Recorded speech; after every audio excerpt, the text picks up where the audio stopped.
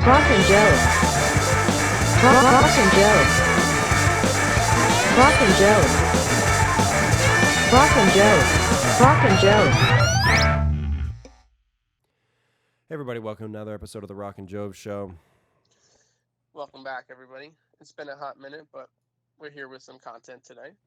We are, and unfortunately we'll start this episode off on a sad note as we remember Bill Russell, who passed recently.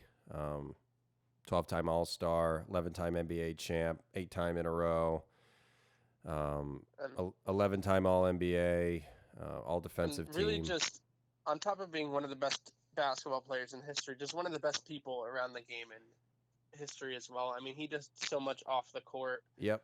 For civil rights and everything like that, and really for human rights. Even long after his retirement, just overall one of the best people around the game of all time, and he'll surely be missed. 88 long, good years. Yep. I wish it was more, but he'll surely be remembered forever. You don't get the Finals MVP trophy named after you for nothing, you know. For real. I mean, without a doubt, you know, one of the all-time greats. Obviously, being a Celtic, you know, this is tough for. I mean, it's tough for everybody, of course, but this is an all-time great Celtic, all-time great NBA player.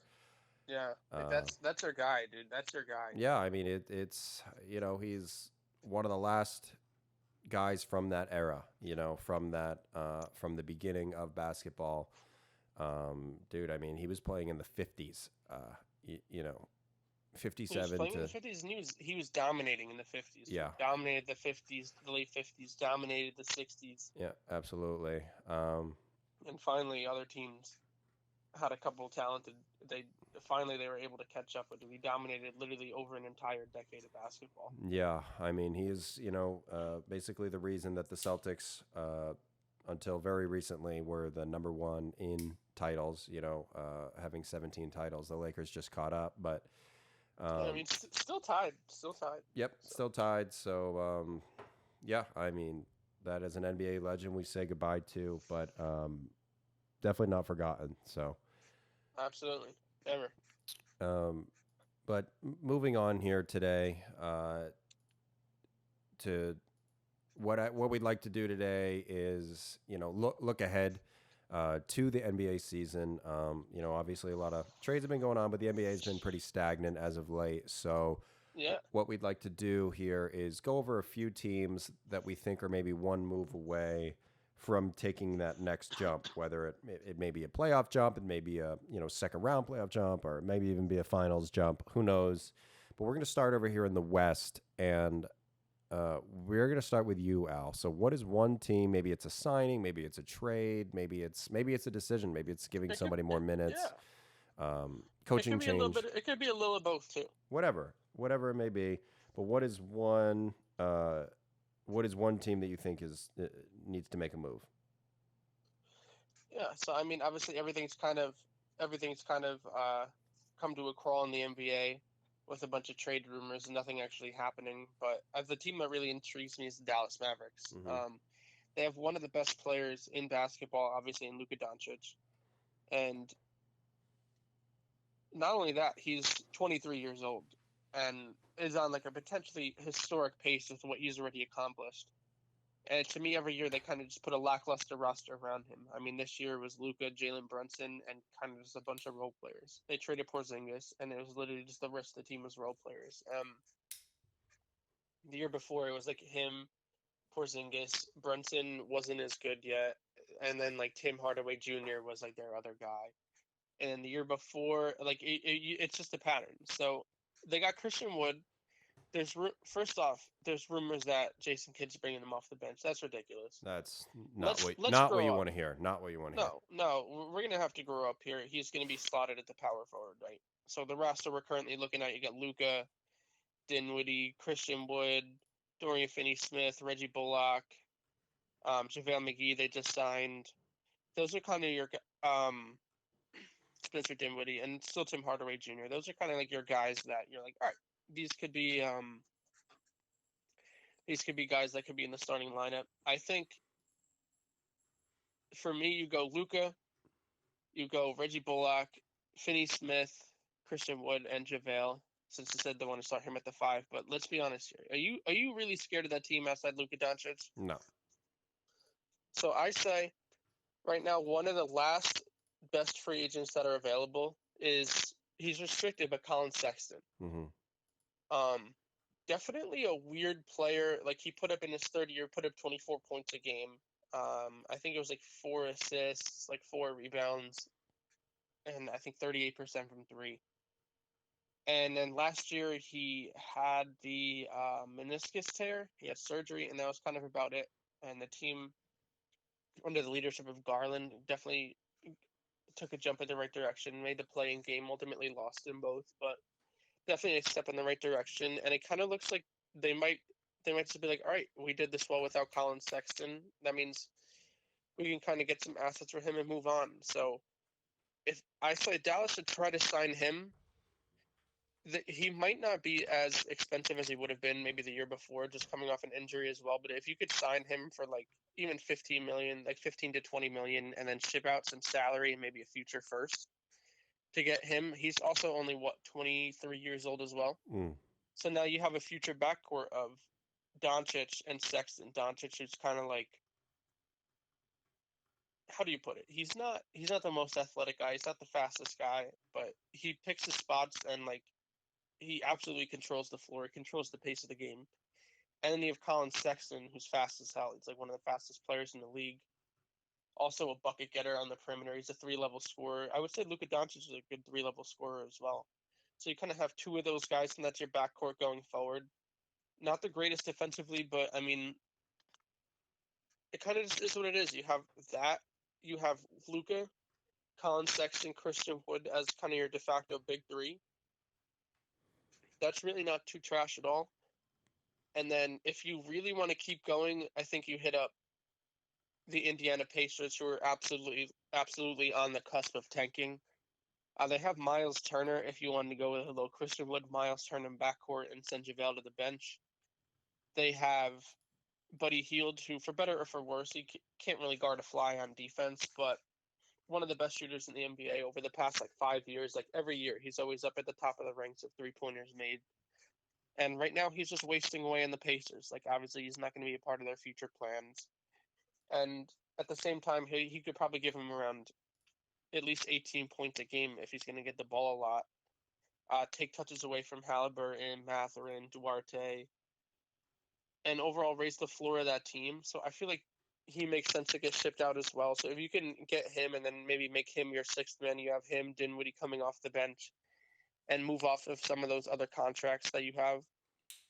I think that's overall a pretty solid move. And I think it could be enticed if you give the Pacers some shorter term contracts, even if they're not as good of players, just so that they don't have to pay Buddy Hield another 2 years at $21 million. So can you give me What your are your final? thoughts? Can you give me your final starting 5?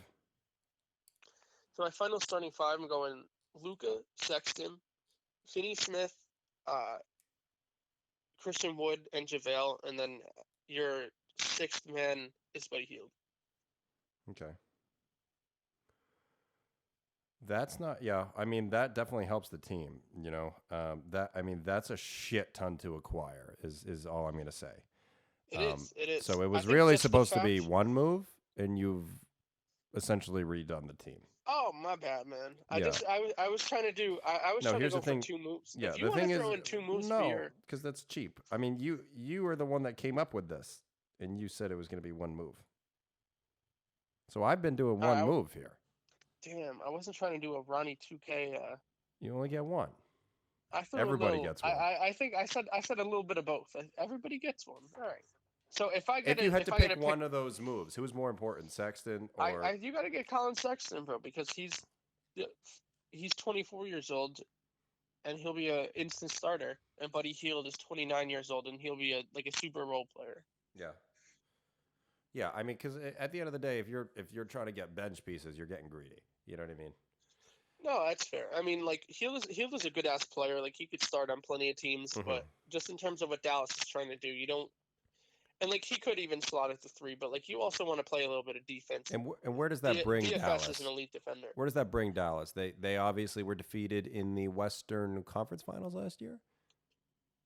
I truly don't know because you look at Golden State. Obviously, Golden State is probably still the favorite to win the title next year, if not like a co-favorite, maybe with like Milwaukee or depending on what some of these other teams do. Fuck Boston. Fuck Boston. Maybe even like a Suns if they get KD or like a who even knows? You know what I mean? Boston is gonna be back in the finals. We'll definitely save that for our season prediction episode. Well, you heard it here first. I ain't hiding that. All right. What's today's date when we're recording this, bro? August 4th, 2022. Aston Rock says Celtics are back in the finals. Fuck Boston. Mm-hmm. Well, look, I did a one-team trade, or I did a one-team move. I chose the Grizzlies. All good. I just think this could easily get them back in the same spot. And if you have another legitimate guy,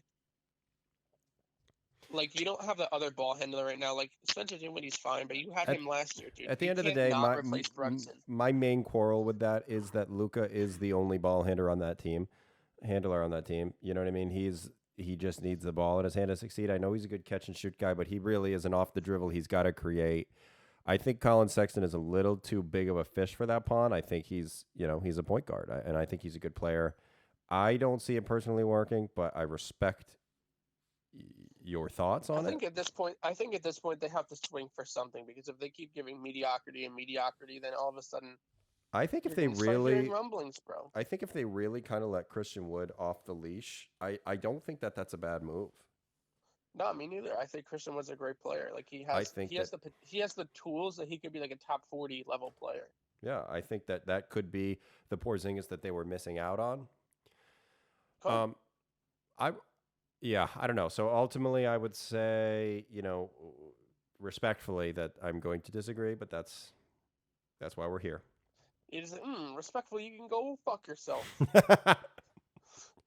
You're like, all right, so this is the idea you wanted to talk about for this episode.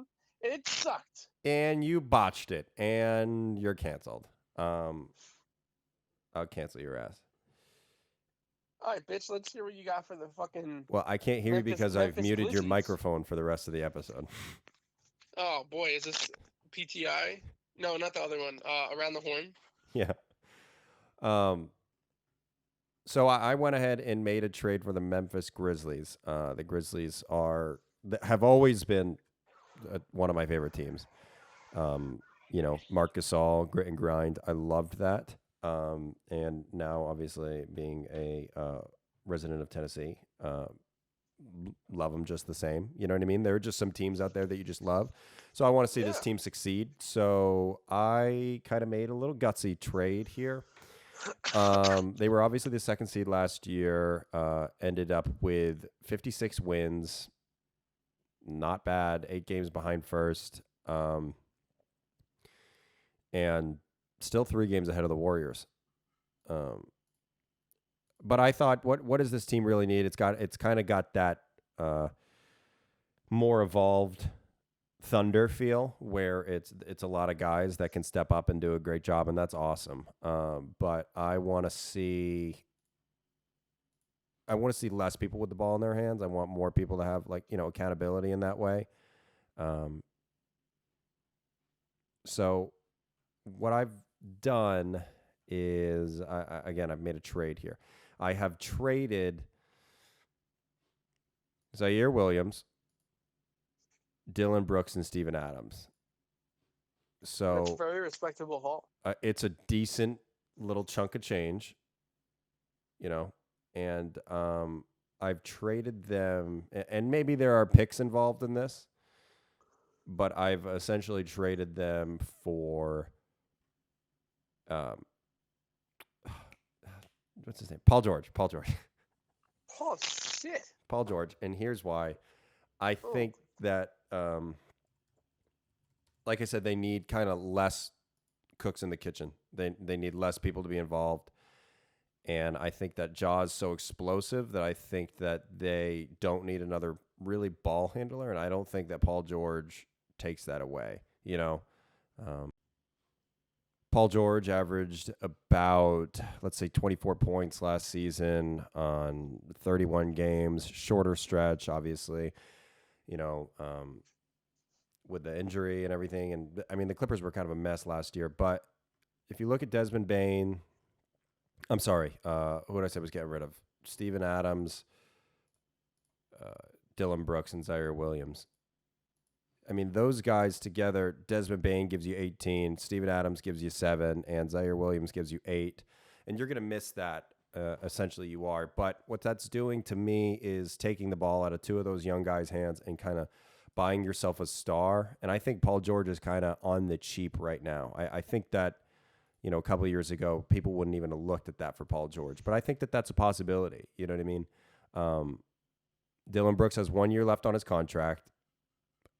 You know, who knows how that's going to end up. I'm not really sure how the entire team's salary is looking, but I can tell you that they're not going to necessarily, I mean, they're going to have to go over to pay him. And that's like kind of the same situation, and take no offense to this, that the Knicks just kind of got in with, what's his name? What's the guy you just signed? Brunson. You overpay for a guard like that, I think, personally. So Dylan Brooks comes out and makes $11 million this year. He's probably going to ask for over 20 next year.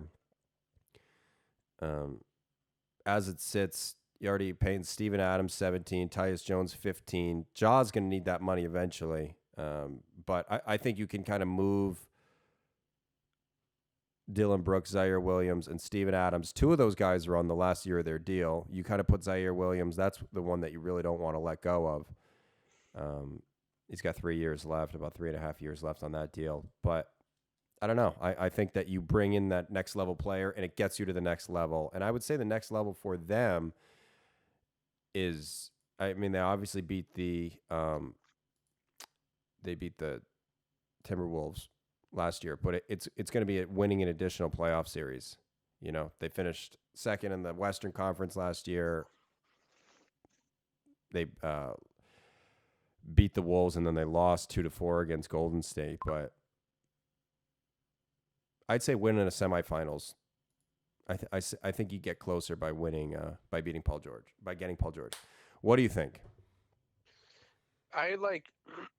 In theory, I like the idea of adding Paul George to this team.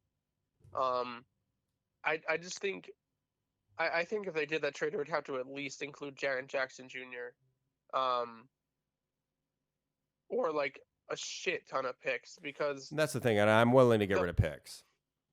the only thing about the only thing that would be the holdup on the Clippers end for this Paul George trade is the fact that they kind of dumped all their future picks into getting Paul George. So then they have Paul George and Kawhi Leonard, and it's like, if you only have Kawhi Leonard,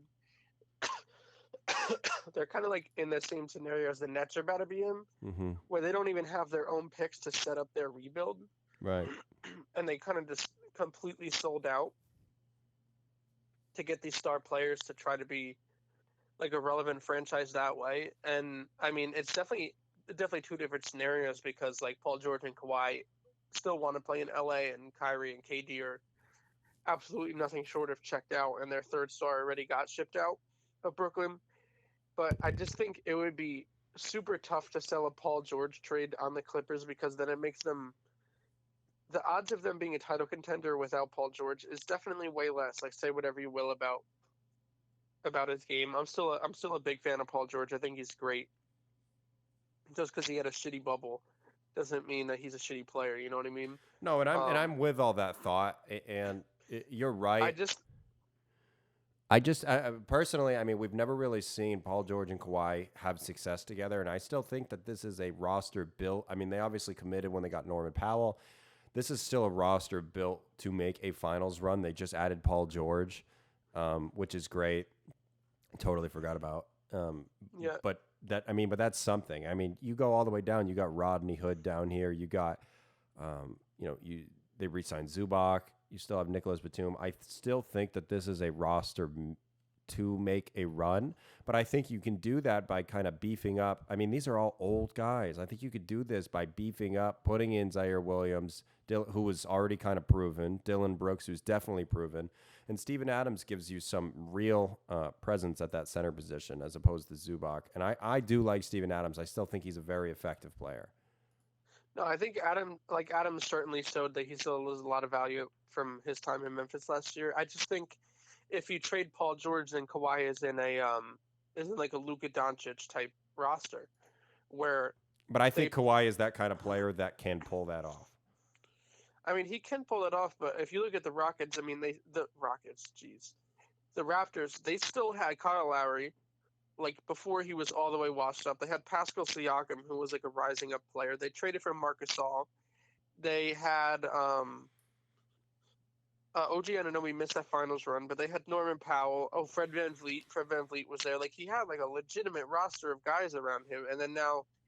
If you make that trade, like Dylan Brooks is cool and all, but like you don't even have a second All-Star. Like John Wall, let's be honest here, like John Wall, if they're expecting him to be that guy, like he's not. I think he's gonna be very reminiscent of Kemba Walker on the Knicks last year. Yeah. I just hope that the Clippers are able to like figure out his role better and not expect the world of him. And like Reggie Jackson, like Nuke Kennard,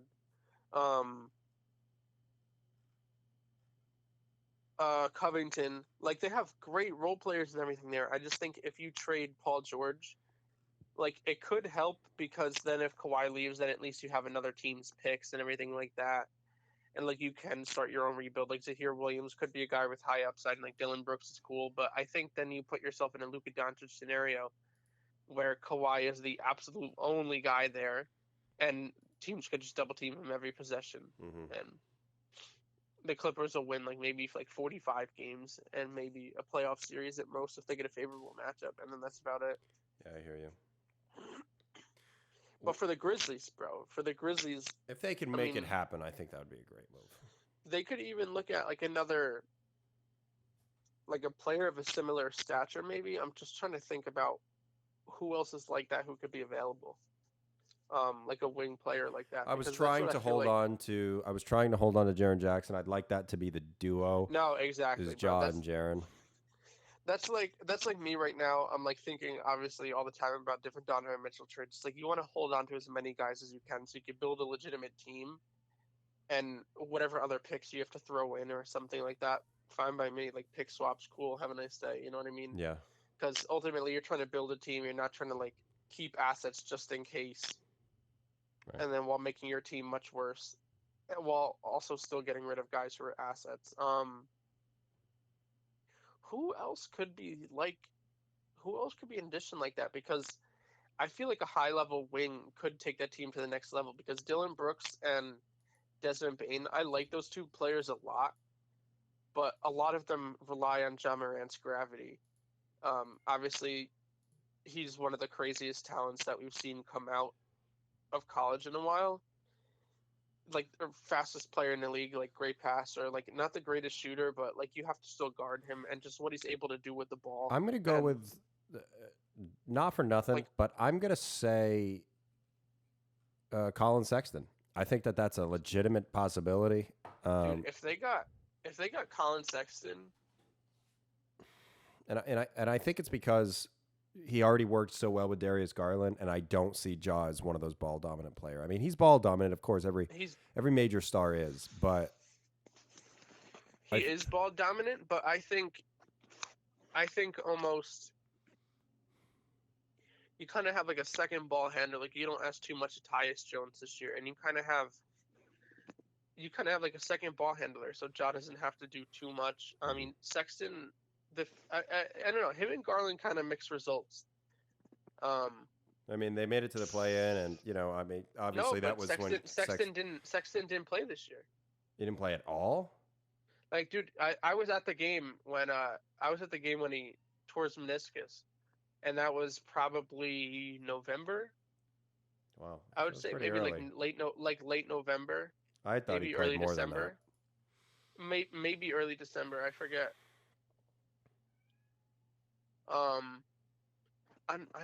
I really like the idea of them getting another wing player. I would just maybe, bro, if they swing some shit for like OG Anunoby, I don't know what the Raptors would do. Like But he he's their doesn't guy that they're provide always. that. I think they need that. I want their wing player to be their second star. That's what I would like. You know. Yeah, if they got OG, it would kind of be like he has the chance of maybe if you put the right coaches there. Hmm. I don't think OG is that good. That's just me. No, I'm not. I'm No, not I a big know. I OG know guy what you're either. I saying. think he's been overrated by Raptors fans for years. Yeah. For years. I will think about this second wing. You tell me who your second team is. All right, so my second team is the Nuggets. I think they're in a similar scenario to the Mavericks, but they at least have a little bit more to work with. But obviously, like we've seen, they get into the playoffs and they wilt, Mm-hmm. and not in a good way. Like oh, they play like Wilt Chamberlain, like Right. they wilt, like a dandelion that's been in the sun for too long. The bad way. Yeah, like wilt at the free throw line. Yeah. Man, I had man, I had like something cooked up for them, and then I got too into the whole trying to add another guy to the Mavericks. The Nuggets need somebody else. Like, let's be factual here. Like, they have obviously Jokic, reigning two-time MVP. We're not saying nothing about that. But you have Jamal Murray coming back from injury. We'll see what he is. You have Michael Porter Jr. coming back from injury. We'll see what he is. Um, I'm a fan of Bones Highland. He was a strong rookie last year. Reminds me a lot of Emmanuel Quickly.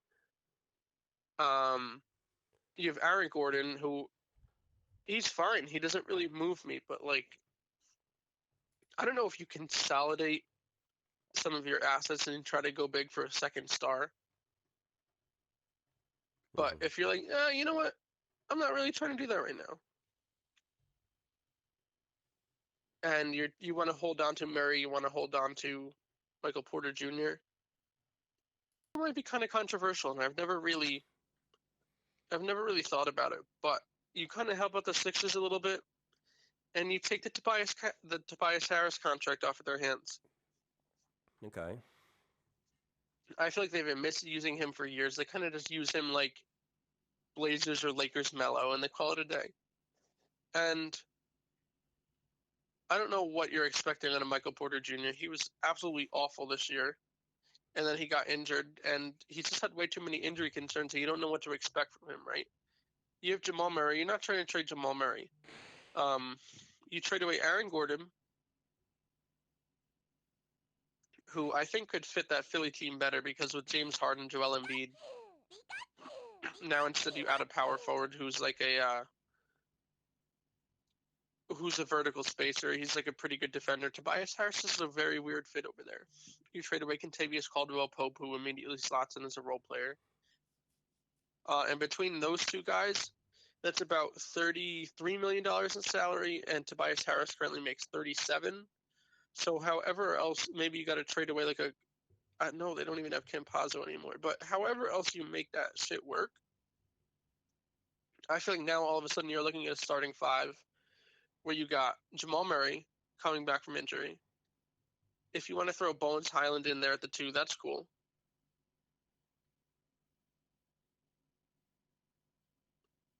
At the 3, you got Michael Porter Jr. At the 4, now you have Tobias Harris, who I think is a much better player than Aaron Gordon. Like Aaron Gordon is fine, but he's not really moving the needle for me out there in Denver. And then you got Jokic at the 5, and I feel like there's so much firepower on that starting 5 that's not even funny. Like you probably got to go out and get another guard, maybe, and then bring Bones Highland as your 6th man off the bench, just so the ball can there's more ball movement potentially. I don't know, maybe if you want to throw Bruce Brown at the 2 or something like that, and you have another high level defender. But I feel like that could potentially be too much for some Western Conference teams to handle. No. And just imagine, Yeah. like imagine Tobias Harris now he can slot in as probably like that. I don't know, number 2A 2B option with Jamal Murray, and he doesn't have to fucking just stand there waiting in New York for Joel Embiid, who's a much worse passer than Jokic and James Harden. Like, I don't know. I just feel like it opens everything up for both teams. Yeah, you're right. I do actually like that trade. It gives them a lesser role. When somebody has a lesser role, I feel like they're more able to fill it. You know what I mean? Yeah. He's like, oh, this is all I got to do is just kind of, be this. But he got such a huge contract in Philadelphia. He was really expected to be so much more than what he was capable of coming out of this Clippers. So I actually really like that trade. It gives that because that's what the Nuggets need. They don't need anybody young. They don't need a Jeff Green type player. They do need somebody to be solid, score the basketball, and just kind of torch. Because they do have young. Fun fact, they do have Jeff Green. There you go. So they don't even need him, but they got him.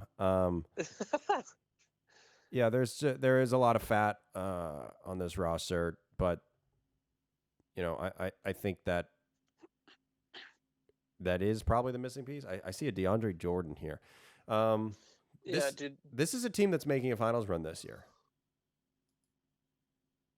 They need to do something else to load up. It can't just be like, all right, let's get these two guys back from injury and as Russell Wilson would say, let's ride. Well, that's the thing is they only have those two guys. I mean, then they have that guy. They do have MPJ coming back. I'm not a big believer in him. Like when MPJ was good in the bubble. I believe it. Like he had some moments outside the bubble, like the flashes are there. He's just kind of he's a little weird, bro. We all knew that he had an injury concern. Yeah, and like he was nasty in the bubble. Like there's just been so many guys that we saw that were nasty in the bubble that haven't been that good since. Mm-hmm. And it's kind of like I don't know exactly what I don't know what he is as a player, and I feel like you can't really count on him. Like if he ends up being nasty and taking the reins and he's your number 2 option, like that's cool and all. But just give yourself a better chance. Like I feel like you give yourself a better chance to win if you have a better player in Tobias Harris than Aaron Gordon. Mm-hmm. And Tobias Harris, $37 million. Like his agent belongs in the Hall of Fame, without question. First ballot. Yeah, he's up there. He really is. But at the same time, he's not like a terrible player. And if you move like Aaron Gordon, you signed him for 4 years, bro. If you move that and you get Tobias Harris, who's making almost double the money, but only on 2 years, you kind of live with that shit, bro. You live with that. Kentavious Caldwell-Pope. They recently got him in a trade with. They got him in a trade. They might not actually be able to trade his ass because they got him in a trade with the Wizards. They might have extended him. So they might have to wait a little bit. They might have to wait a little bit to make this trade. Or sure, they it's not a right now thing. They might have to put in some more, move some stuff around. But I like the potential Tobias Harris move. Yeah, I do too. I hope they do make it. I do hope they make it. I went with another one of my favorite teams. Like at least, real quick. Like at least if you're not gonna do that, bro, you gotta load up on good role players because like this shit, bringing the same team back, it's not gonna work. And getting Bruce Brown and KCP, that's not it, bro. Correct. That's not it. I totally agree. All right, let's cook up. Let's hear it. Okay, so the other team, again, another one of my favorite teams is the Memphis Grizzlies. I'm sorry, the Timberwolves. The Grizzlies was You're first. really doing a lot of Memphis Grizzlies loving today. Yeah, I know. I gotta cool it down. I mean, I really don't care about the Titans at all. So or the Predators. So that's like my. That's not true. I like the Predators more than I would like the Titans. You know what I mean? Like I like the Titans, are pretty cool. But I like the Preds more. It's okay if you like Tennessee, bro. It's a pretty cool place. Oh yeah, for some people. So. As I was saying, I have always liked Minnesota. I got a Karl-Anthony Towns jersey in my closet back home. So I wanted to help them with this situation. Now, they are they're kind of committed, obviously, with just getting Rudy Gobert, and I think that is going to help them take the next step in a way. I think it's going to take a lot of the pressure off of Karl Anthony Towns, which is going to help. So Cat's already kind of one of the best 3-point shooting bigs of all time. He just is. It's fair. Yeah. So I think that if you take the defensive pressure off of him, he's obviously not a good defender. If you just let Rudy Gobert do that and you kind of play this big lineup of these two guys, I think that's really going to work out. So mine really wasn't even a trade as much as real quick. It is okay to admit that it was a terrible trade. Okay. Well, it wasn't. You live with it. It was not a great trade. Okay. The package was ridiculous. My boy Danny Ainge, over there in the Jazz front Danny office, Ainge. taking care of business. Look, I love D'Angelo Russell. I do like Anthony Edwards. I like Karl Anthony Towns. I like these guys. The rest of this roster isn't necessarily suited to make a run.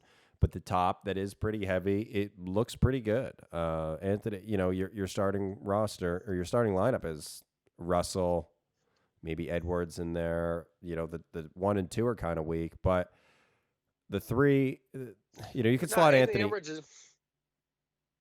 is nasty, bro. Yeah, but I just mean like I need that second. Basically, all this is to say that I would like to see Dennis Schroeder on this roster. He's a free agent. I would like to see him come to Minnesota, maybe on the mid-level, and kind of help fill out this roster, help them run point, because D'Lo is basically a 2-guard. If you can slot, if D'Lo and Anthony Edwards are the 1 and 2, if you can push them down and take Kyle Anderson and bring him off the bench, and you have Dennis Schroeder in that lineup, I think that you're looking at a much more lethal combination with Anthony Edwards at the 3. I mean, he'd be slightly undersized, but I think that would be a great move because he is a slasher, and D'Angelo is a great off-ball guy. So to get somebody to facilitate to him, I think that would be great. I mean, he already averaged about 18 and 7 assists last year. I definitely think his numbers can go up as far as offensively. I mean, look at what he did in Golden State, where he was able to get 23, 24 points a game. Come in here, he's got to facilitate a lot more. His assists. I mean, in Golden State, he was averaging, let's just say, his last year in Golden State, was 23 and 6 last year in Brooklyn. I didn't even remember. Yeah, I don't even remember that shit being that nice. I know, dude. I'm telling. I mean, I've always really liked D'Angelo Russell. I don't know. I really loved that Nets team when he was there, and because they were giving me my Jason Tatum pick, so I liked him even more. The worse that they were, the better. But no, I think that if you just pick up Dennis Schroeder, something small like that, I don't think it has to be crazy. I think that's going to drastically improve this team. You free up D'Angelo Russell and you free up Anthony Edwards from that obligation. And again, the move that's already been done, Rudy Gobert, I think that frees up Karl Anthony Towns to do a lot more offensively, not having to worry about defense. So I think that this team can really be unleashed this year. I mean, we saw they had big leads on the Grizzlies late. They ended up losing 2-4. They blew a couple series. I mean, they blew a couple games, and that was it. But I mean, I think Dennis Schroeder's a good ad. I would think of maybe another player, to bring that veteran presence, to bring that head strength. I don't think Rudy Gobert provides that. I think he's a bit of a hothead and a jackass.